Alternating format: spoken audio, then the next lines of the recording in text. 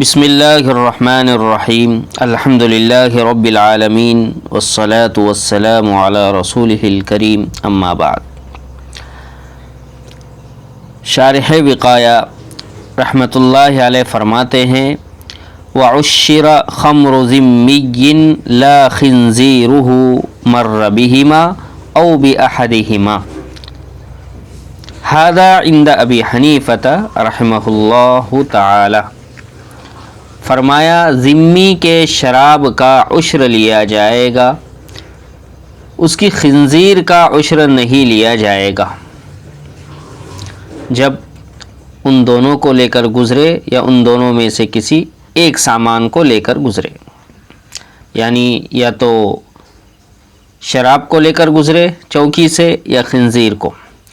یہ مسئلہ امام اعظم ابو حنیفہ رحمۃ اللہ علیہ کے نزدیک ہے۔ وَأَمَّا عِنْدَ الشَّافِعِيِّ رحمہ اللہ لا يُعَشِّرُهَا، اور امام شافعی رحمۃ اللہ علیہ کے نزدیک شراب اور خنزیر دونوں کا عشر نہیں لے گا۔ وَعِنْدَ زُفَرَ رحمہ اللہ، اور امام زفر رحمۃ اللہ علیہ کے نزدیک يُعَشِّرُ كُلَّ وَاحِدٍ، ہر ایک کا عشر وصول کرے گا۔ وعند ابی یوسف رحمہ اللہ، اور امام ابو یوسف رحمۃ اللہ علیہ کے نزدیک ان مر بہما یعشرہما، اگر شراب اور خنزیر دونوں سامان کو لے کر گزرا تو دونوں کا عشر لے گا۔ فجعل الخنزیر تبعا للخمر، گویا امام ابو یوسف رحمۃ اللہ علیہ نے خنزیر کو خمر یعنی شراب کے تابع سمجھا۔ وَإِن مَرَّ بِالْخَمْرِ مُنْفَرِدًا يُعَشِّرُهَا، اور اگر صرف خمر یعنی شراب کو لے کر گزرا تو اس کا عشر لے گا۔ وَإِن مَرَّ بِالْخِنزِيرِ مُنْفَرِدًا، اور اگر صرف خنزیر کو لے کر گزرا تو اب عشر نہیں لے گا۔ والفرق عندنا، اور ہمارے نزدیک فرق یہ ہے، یعنی احناف کے نزدیک فرق یہ ہے ان الخنزیر من ذوات القیم، کہ خنزیر یہ ذوات القیم میں سے ہے۔ فاخذ قیمتہ کاخذہ، اس کی قیمت کا لینا گویا عین خنزیر کا لینا ہے۔ والخمر من ذوات الامثال، اور خمر یعنی شراب یہ ذوات الامثال میں سے ہے۔ فاخذ القیمت لا یکون کاخذ العین، تو قیمت کا لینا یہ عین شراب کے لینے کی طرح نہیں ہے۔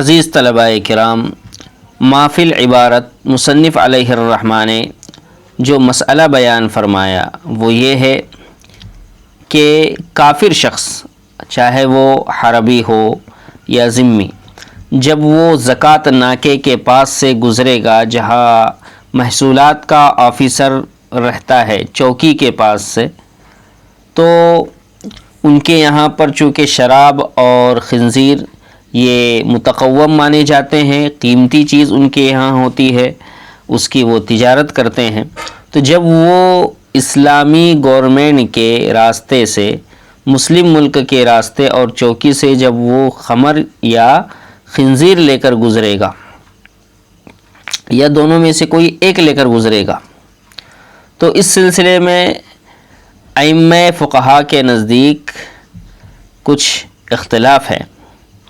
سب سے پہلے امام شافعی رحمۃ اللہ علیہ کے مسئلے کو سمجھتے ہیں۔ ان کے نزدیک کسی سے عشر نہیں لیا جائے گا، چاہے وہ خمر یعنی شراب لے کر گزرے یا خنزیر لے کر گزرے۔ کیوں؟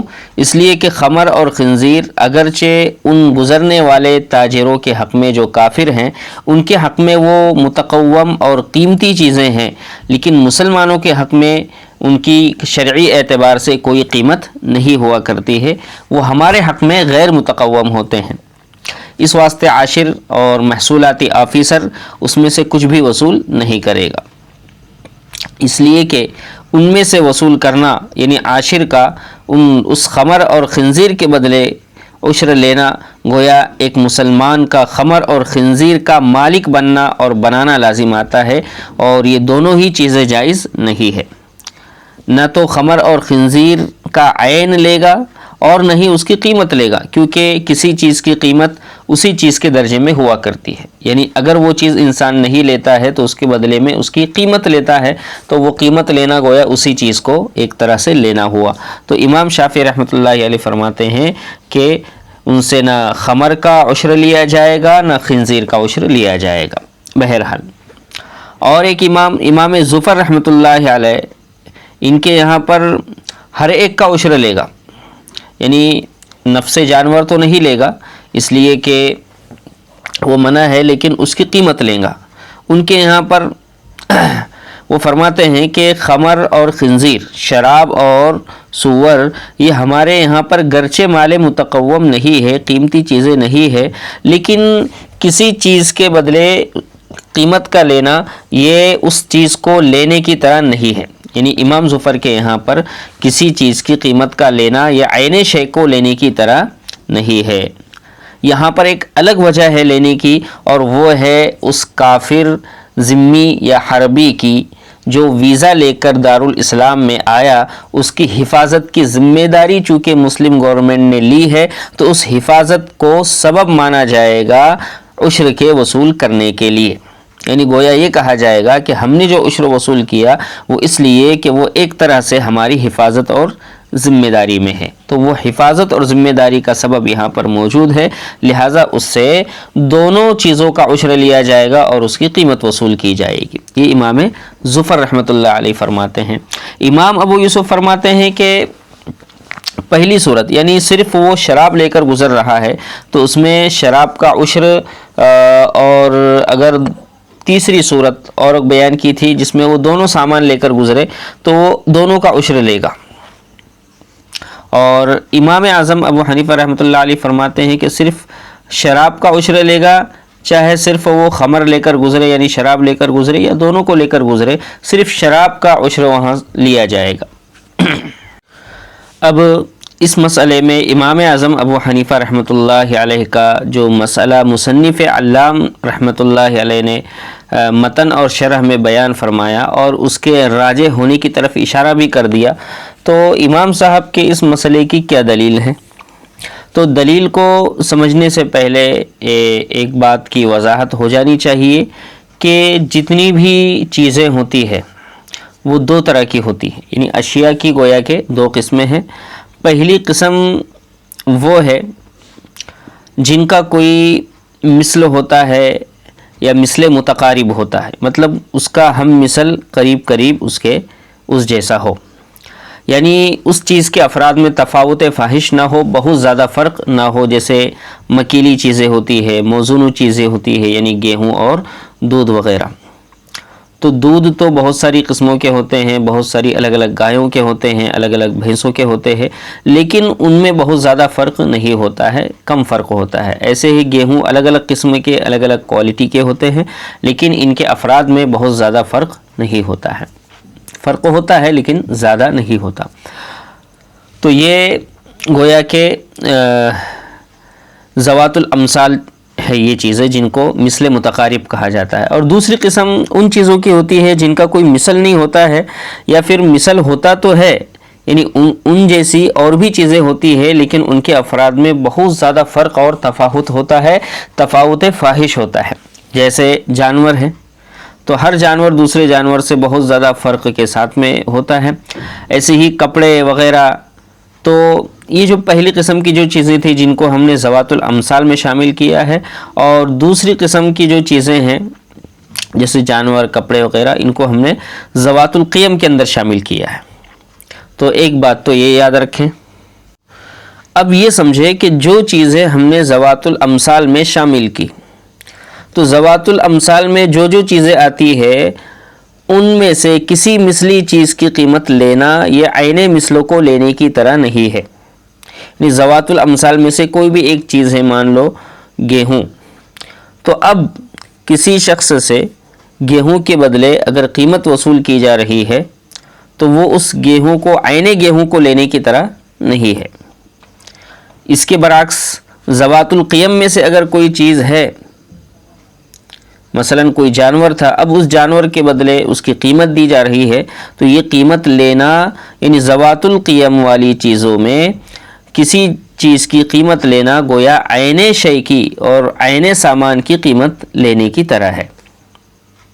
مثال کے طور پر شراب، یہ ذوات الامثال میں سے ہے، اس کی قیمت لینا یہ عین شراب کو لینا نہیں کہا جائے گا۔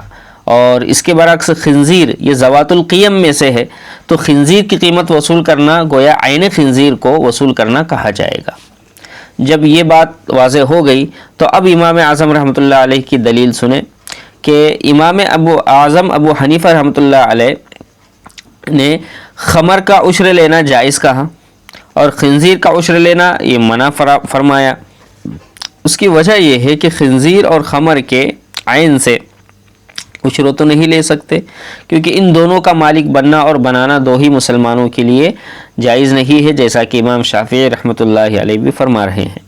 لہٰذا دوسری صورت باقی رہی کہ عشر میں ان کی قیمت لے، اور پھر چونکہ خنزیر یہ ذوات القیم میں سے ہے اس لیے اس کی قیمت بھی نہیں لے سکتے، ورنہ تو خنزیر کا مالک بننا لازم آئے گا، جو درست نہیں ہے۔ اس لیے کہ ذوات القیم میں قیمت لینا یہ گویا کہ عین شے کو وصول کرنا ہے، جو یہاں پر لازم آتا ہے۔ اس واسطے امام صاحب فرماتے ہیں کہ خنزیر ذوات القیم میں سے ہے تو خنزیر بھی عین خنزیر بھی نہیں لیا جائے گا، ایسی ہی اس کی قیمت بھی وصول نہیں کی جائے گی، لہٰذا اس میں عشر ہی نہیں ہوگا۔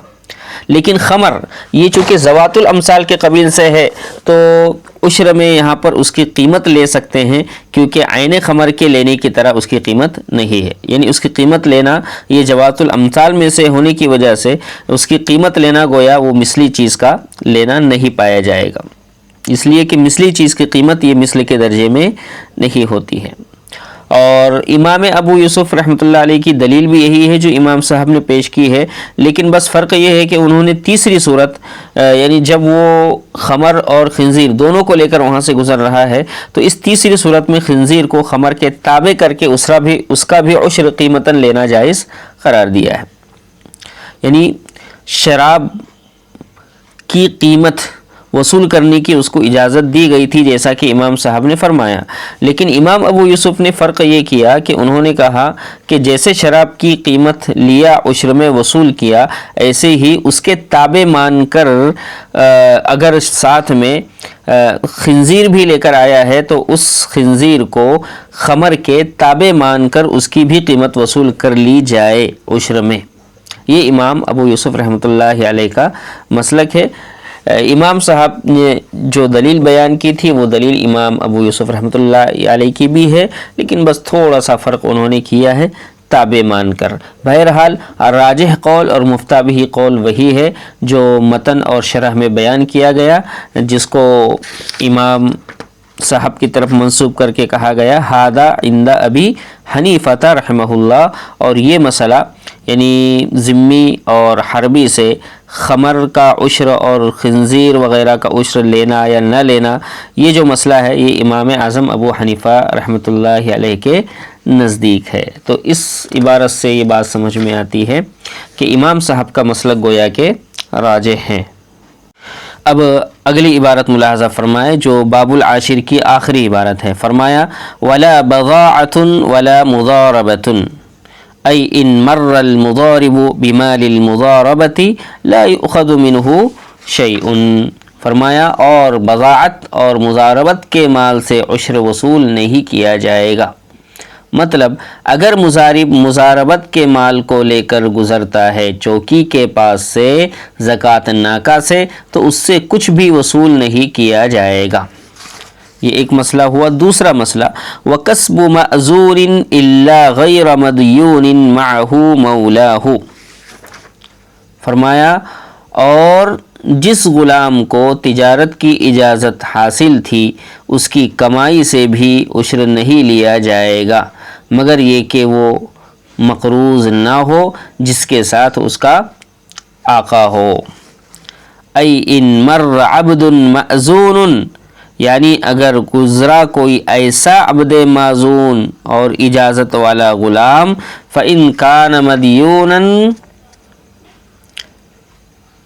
اور اگر وہ مقروض ہے تو پھر اس سے کچھ نہیں لیا جائے گا، اور اگر قرضدار نہیں ہے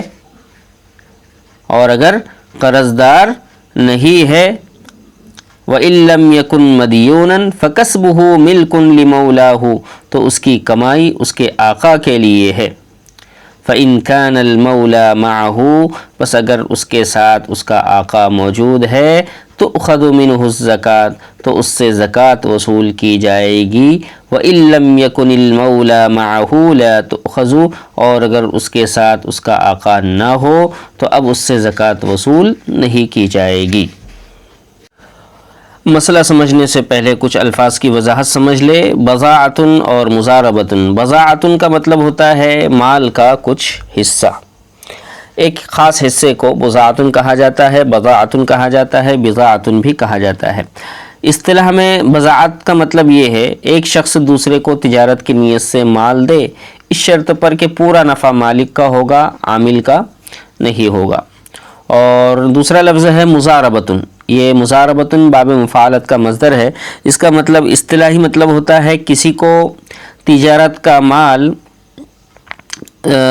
حوالے کرنا، کسی شخص کے حوالے اپنا مال کرنا بغرض تجارت، لیکن شرط یہ ہوتی ہے کہ نفع میں دونوں شریک ہوں گے۔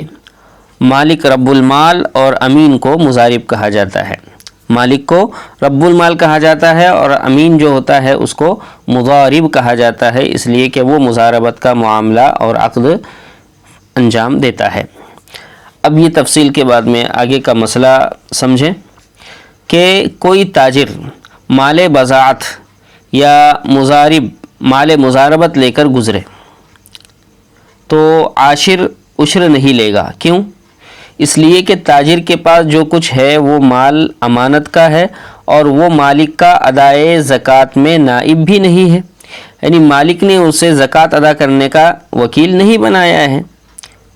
اور تو جیسے مال بضاعت والا شخص تاجر یہ اس مال کا مالک نہیں ہے، بطور امین ہے، ایسے ہی مضارب بھی اس مال کا مالک نہیں بلکہ بطور امین ہے، اور مالک کی طرف سے اسے نیابت بھی حاصل نہیں ہے۔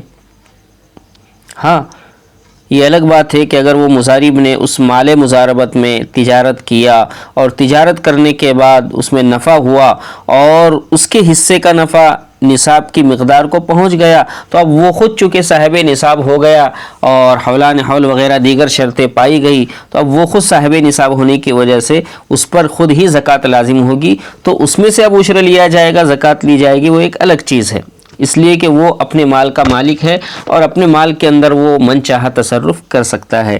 لیکن رب المال یعنی جس شخص کا اس نے مال تجارت کے لیے لیا ہوا ہے وہ اس کے حصے کی زکوٰۃ ادا نہیں کر سکتا، نہ عاشر اس سے وصول کرے گا۔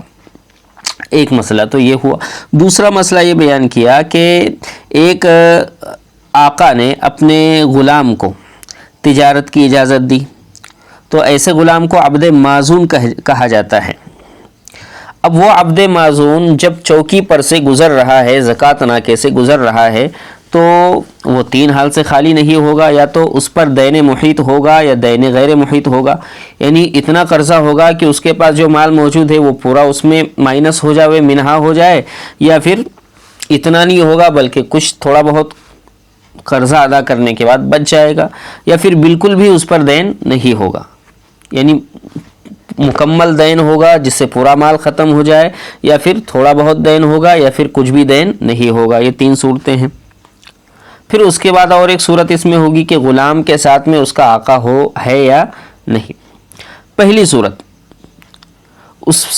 صورت میں کہ دین اتنا ہے کہ جس میں اس کا پورا مال ختم ہو جائے گا اس کے ہاتھ میں موجود، تو اب ایسی صورت میں اس سے کچھ بھی وصول نہیں کرے گا عاشر، خواہ اس کا آقا ساتھ میں ہو یا نہ ہو۔ اسی طرح آخر کی دونوں صورتوں میں بھی مال اس سے نہیں لیا جائے گا اگر ساتھ میں آقا نہ ہو، لیکن اگر آقا ساتھ میں ہو تو اب عشر لیا جائے گا، جبکہ دین کو وضع کرنے کے بعد نصاب کیا ہو؟